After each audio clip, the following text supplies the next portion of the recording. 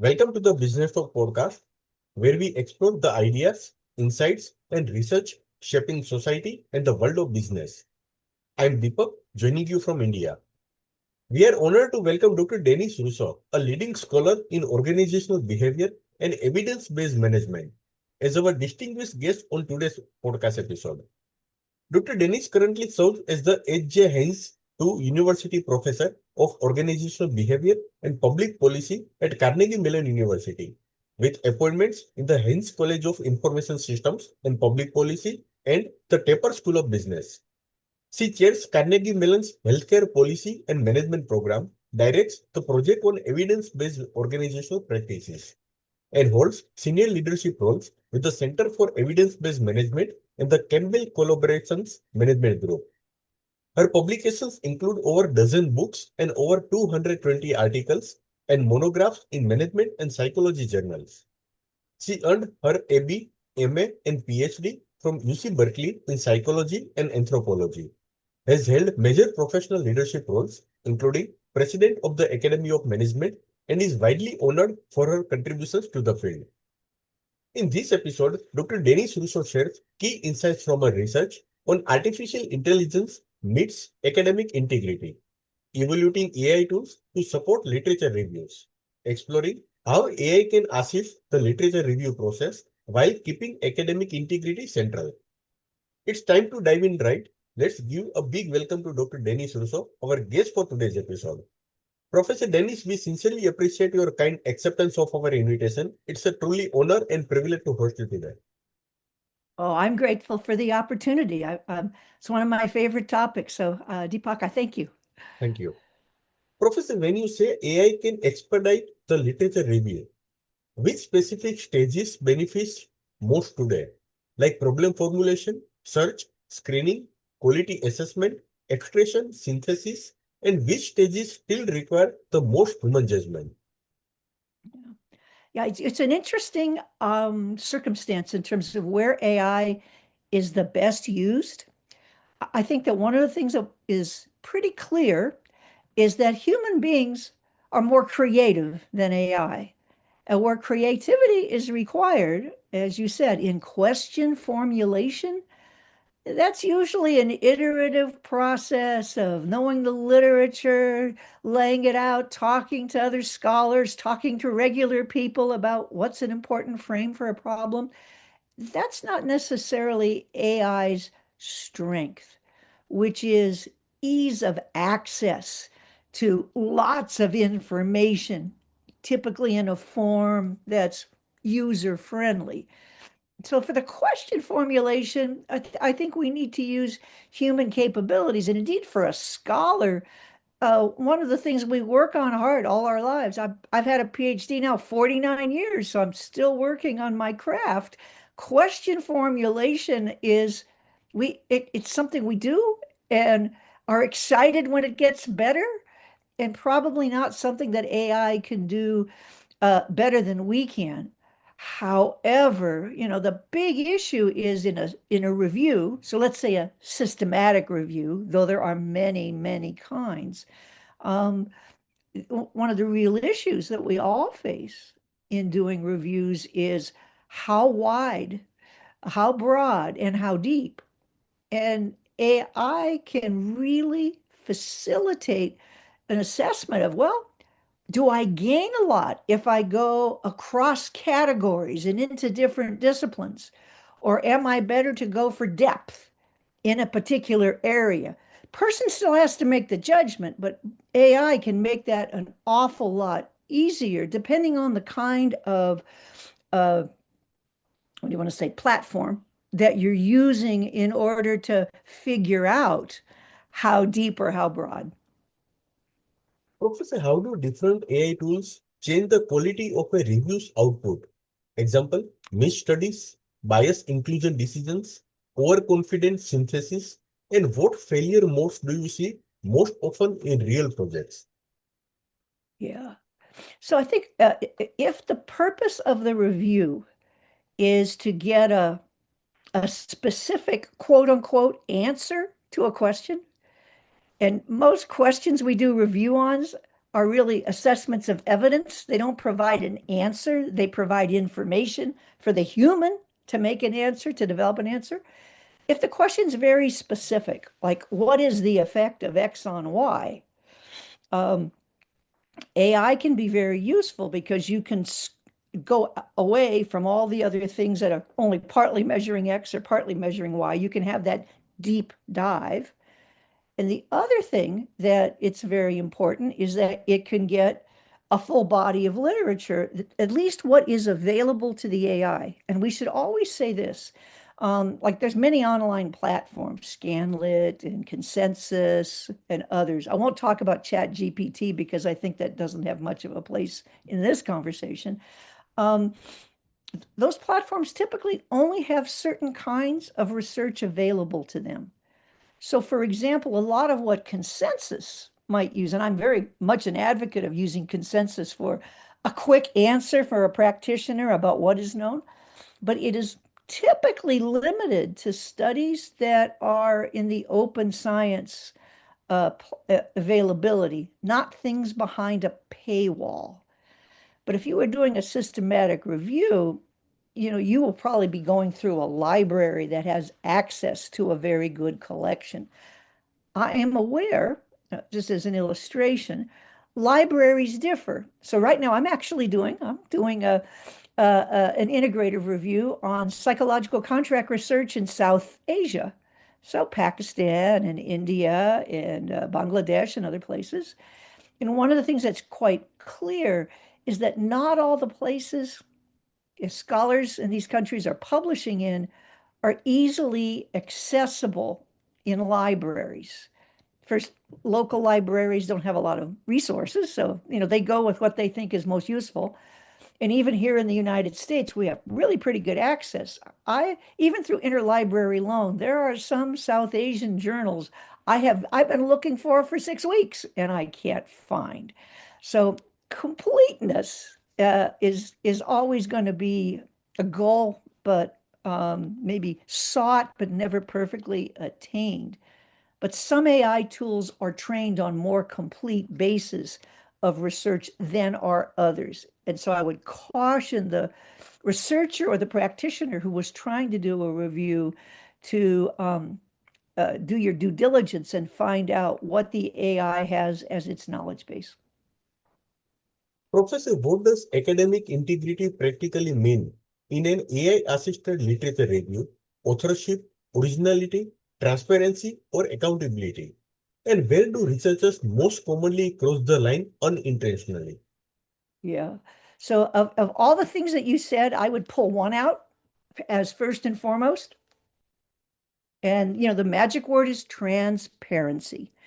Do we know exactly what body of literature we have had available to us to synthesize or review or consider? And not all tools make that easy to suss out, but it's our obligation to know this is what the tool has trained on. First thing. Second thing, in how we combine the information from the different sources or across articles, we need a replicable method. So you always have to think about, could somebody else, pick up what I have done and repeat it? And have I given enough explicit instructions about what went into my review so that somebody else has a good chance of pretty much 99% replicating my findings? But I'm going to tell you and your audience a secret. So even at Campbell, the Systematic Review Library, where we have world-class librarians and we work very closely with the people who submit reviews to help them be to be at a highest standard with regard for transparency and consideration of information and creating a replicable path from their conclusions back to its components. Our Campbell librarians, as good as they are, have never been able to perfectly replicate a review's body of studies or the input that they used. And here's the reason. is, is that the databases that we use in science, so it could be Web of Science or ABI Inform, or I'm a psychologist, so I have to push uh, uh, Psych Info as a go-to place, or PubMed, or many of the other sources that are used. They're moving targets. So what was in the PubMed on January 1st, 2026 is different from what's in PubMed here today on the 25th of February. So just, 6 weeks, 8 weeks, it's February, 7 weeks, and a different body of work. Very similar, but not identical. So despite the moving target nature of the research literature, which will only grow, we want to be transparent. So we have the best available information on what went in to the review, and of course, then to the conclusions that the author drew. Dr. Dennis, if a researcher uses AI to help formulate the research question, how can they guard against the tool nudging them toward fashionable questions rather than theoretically important ones? Yeah. So I'm going to take a stand on this one, because otherwise I think there's a lot of ways to do it. But I would be cautious about relying on the AI for my question. Number one, AI wants to make you happy. It wants to give you what you want, and it would prefer that it give you what it has rather than what you want. So one has to be careful, because the question, again, back to the creativity of the scholar and the problem solver and the practitioner, really should be grounded in the problems you're trying to address, or the particular areas of work, research, or practice that you think are overlooked or in need of synthesis. The AI cannot tell you that. So my recommendation, okay, play with the AI. You got to let people try things, and I'm all for experimenting. But the best source of insight into evidence is another critically thinking human being. I'd go say find some friends, find practitioners who are thoughtful and curious, and ask them. And in that process of reflecting on your question, you will refine it to something that is worthy of review, which is really the issue. You'll spend a lot of time, so we want it to be worthy of review. Professor in literature search and retrieval, what's your view on AI-driven discovery versus reproducible database search strings? Can both coexist in methodologically defensible protocol? Yes. That's a very good question. So we use pre-specified search strings when we're doing systematic reviews, because that's part of the replication. And one of the really important issues there then is, how well have they been tested and shown to be productive against the databases, or the body of information that you're seeking to search. So if I can say something about that, there are lots of different AI tools that one could consider using. If you were going to use an AI-enabled database, as opposed to, say, a research database like Psych Info or ABI Inform.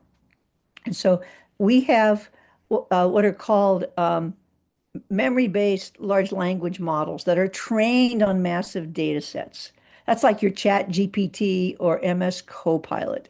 That's what they're very good at, and they're oriented to try to predict, given how you asked your question, what you might find useful. That's an important thing for them. But there are other databases that are, let me see if I can make this come up, are retrieval-based tools that they have research databases as their primary source, but they have filters that can help you find the best matches to your search questions. Unlike uh, um, library-based tools where you have to have a specific search term, and in the search term, if it doesn't show up, you don't get it in your search from a library database. In a retrieval-based tool like Bing Copilot or Elicit or Consensus, um, they will they have aggressive filters, but they're still matching words that you're using and their approximation. So they're a little bit, if you wanted to say, less precise about what was sought. You use the word psychological safety, but then maybe it decided to also look at climates for safety or trust, adjacent concepts. And so you're not going to be quite so sure why it gave you the findings that you did, because it's trying to help you find related work. And then there are other systems. I think it's like ResearchRabbit would be one, or Scanlit, which is a broader search, uh, more interested in trying to get the whole landscape, using algorithms to find all the related concepts, uh, and uses metadata and citations and references to show you themes and a broad representation of the issues you searched on. Myself, if I'm advising a practitioner, and so I'm on a Zoom call with an HR head in a bank in Europe, and they want some information on distributed teams. I'm going to use something like Consensus, because what I want is basically the themes and a few good articles to share with them. I'm not doing a systematic review. I'm doing a practitioner assessment of best available. On the other hand, if I'm trying to come to understand a question, I'd be better off using a retrieval tool that focused on breadth, like ResearchRabbit or Scanlit. And then the human judge can start focusing and narrowing, but at least I'm getting a broad representation of the issues. So my own limited human capabilities don't filter out something that could be relevant. So you kind of have to think about what your task is and how much precision you need. If I'm doing a peer-reviewed publication, where I have to have a transparent method and it needs to be replicable and it needs to meet a standard, I'm going to search a research database with Boolean searches and a string. But I might check out my findings using the narrow retriever tool like Copilot, in order to see if my audience who will read my review will understand what I'm finding, because they're more likely to have used the AI search in there, and I need to address what the AI found. If I'm answering your question, but I'm saying for precision and peer-reviewed research, research databases and search strings. For practical use and also validation, am I going to be presenting something that is in line with an informed practitioner or other scholars' view of the problem? I should know what the AI would tell them. Professor, for screening and inclusion or exclusion, what minimum documentation should be reported so a reader can trust the process, like prompts, tool version, threshold, human oversight rules, or audit samples? Yeah, so it's an interesting issue. It's easier with exclusion because you have topical relevance. AI does a pretty good job of screening. Uh, the, you haven't asked me yet about where I think AI will be the most helpful, but it's not so hard for a human being to screen. And AI can be trained, especially if you've given it search terms, if you've fed it um, terms, and it doesn't go too far off the focus. It does a few adjacent terms, but it's not trying to broaden. You can actually use AI for title abstract screening very efficiently, having appropriately searched in a research database. And I really think AI supports for the normal review process are really valuable. The trickiest part is not so much the inclusion part, it is when you come to extraction and you want to pull out specific information because if you were doing a meta-analysis, which would require statistical information and the values that variables take and an indicator of their reliability, and you need their standard error and all the other statistics that would make a meta-analytic approach possible, knowing the fields to obtain this information from is very important. But AI is good at this.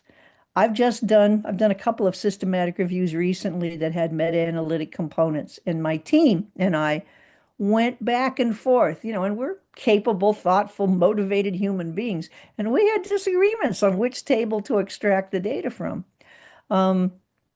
So it's not, there's judgment, is what I'm saying. And humans, it's effortful, and then we're not consistent. When we've trained AI to do this, and I'm actually working with an organization that builds data sets out of all the published literature on an issue, on a research question, so that then you can go back into this database and extract what you want. I find the AI that's dedicated to a particular research literature is amazingly accurate. It's probably 99% what a human judge would choose.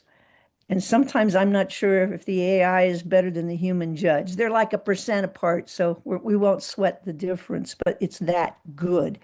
If the AI has trained on the findings of your review, so it's now organizing it so the extraction can happen through artificial intelligence. Extraction's hard. I can't wait for AI to enable more extraction because I think we will have a larger body of reviews that are more trustworthy. Professor, quality appraisal is already tricky with humans. How credible is AI support for risk of bias or quality assessment, and what should reviewers never delegate to AI? Yeah, good question. So let's talk about the different things. So one of the issues, risk of bias is different than the trustworthiness of a study in the sense that trustworthy means, is the research design consistent with what is required to inform on the question? So if you have a cause and effect question, typically we would say you would need some sort of a controlled study, to look at an experimental and control group. Fact of the matter is, certainly in organizational research, we often do not have experimental studies to look at cause and effect questions. So it's very common in reviews that are of an organizational nature, looking at organizational questions, to rather than say X causes Y, to say X predicts Y. So you look at longitudinal research and where maybe the time one value of Y is controlled. So what you're looking at time two is the change in Y in relation to X.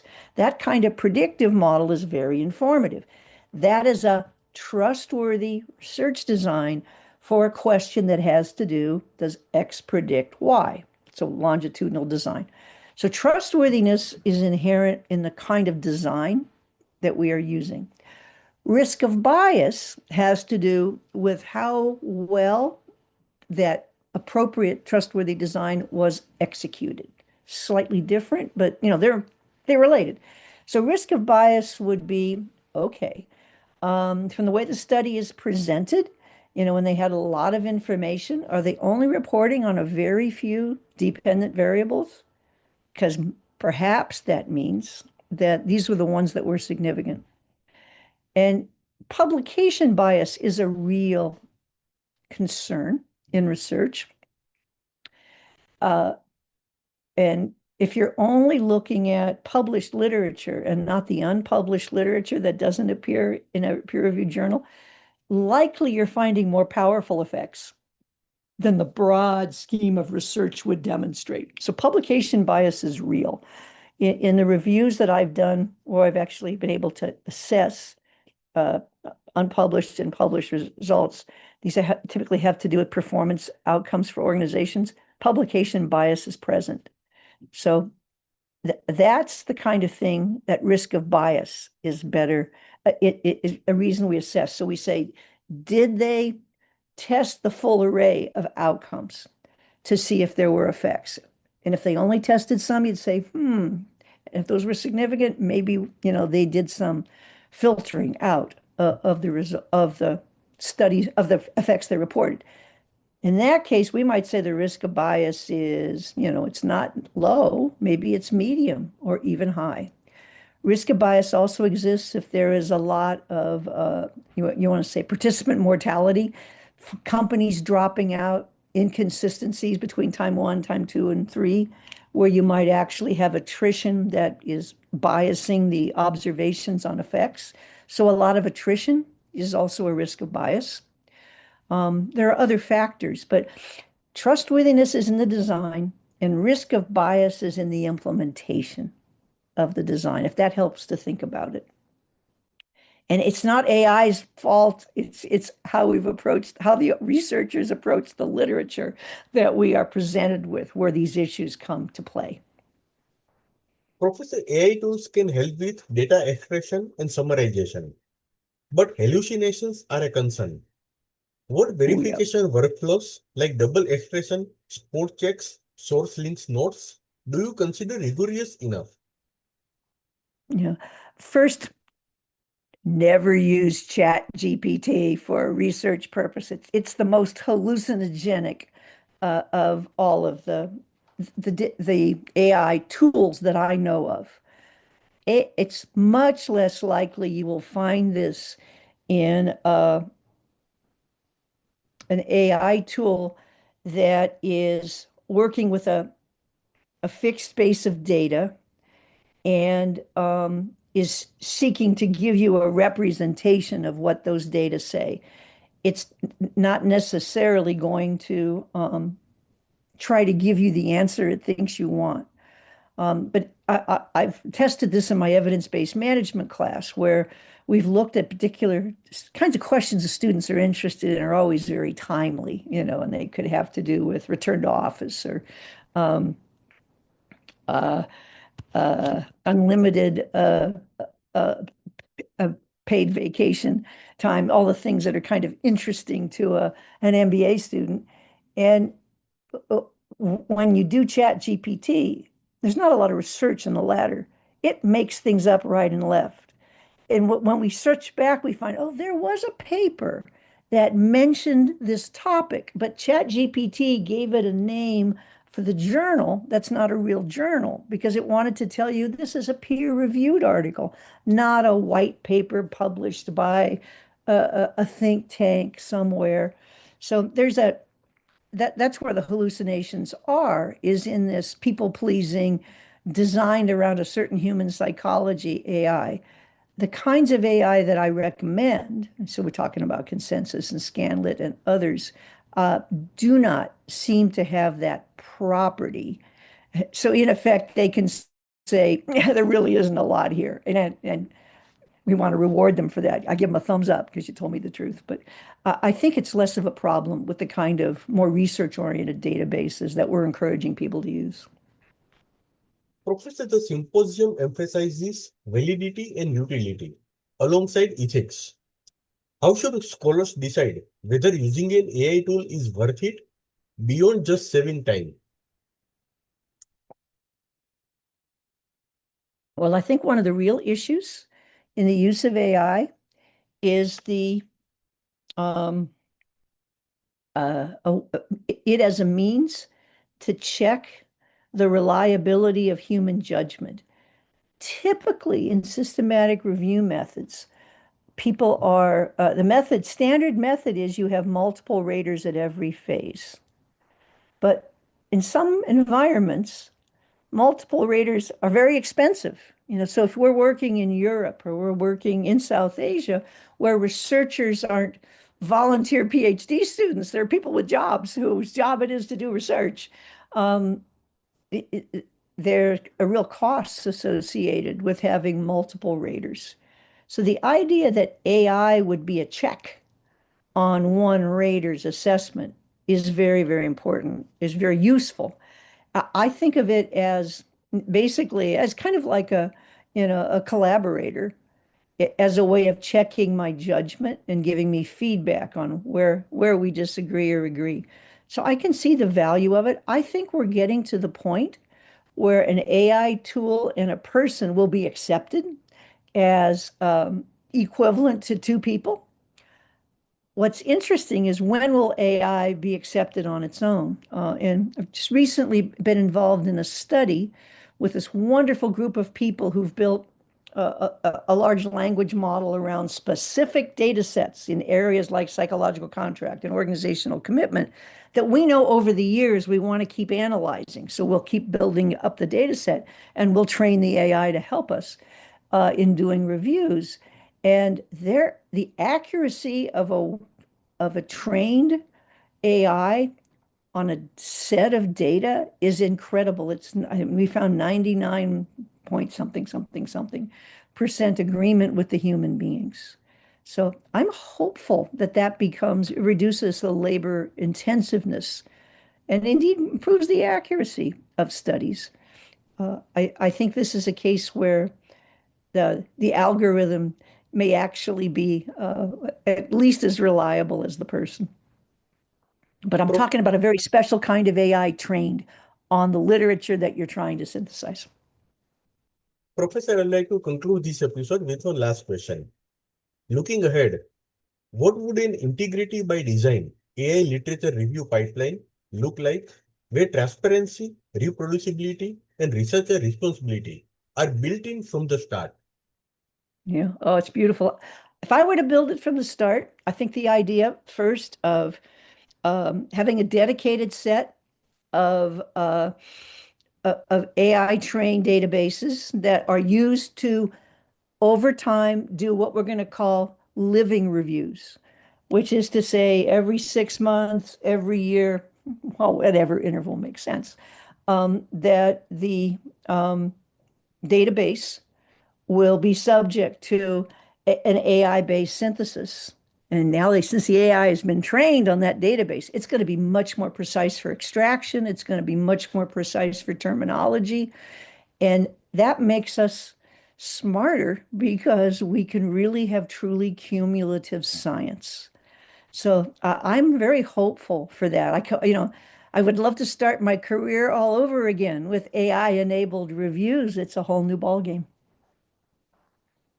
Professor Dennis, thank you again for joining us today and sharing such clear, thoughtful insight with our listeners.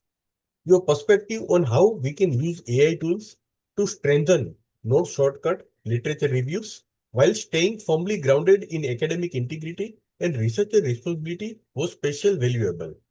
We are grateful for your time and generosity, and we look forward to staying connected and learning from your work in the future. Thank you once again, and we wish you a wonderful day ahead. Thank you so much. Oh, thank you. I enjoyed it. Thank you very much.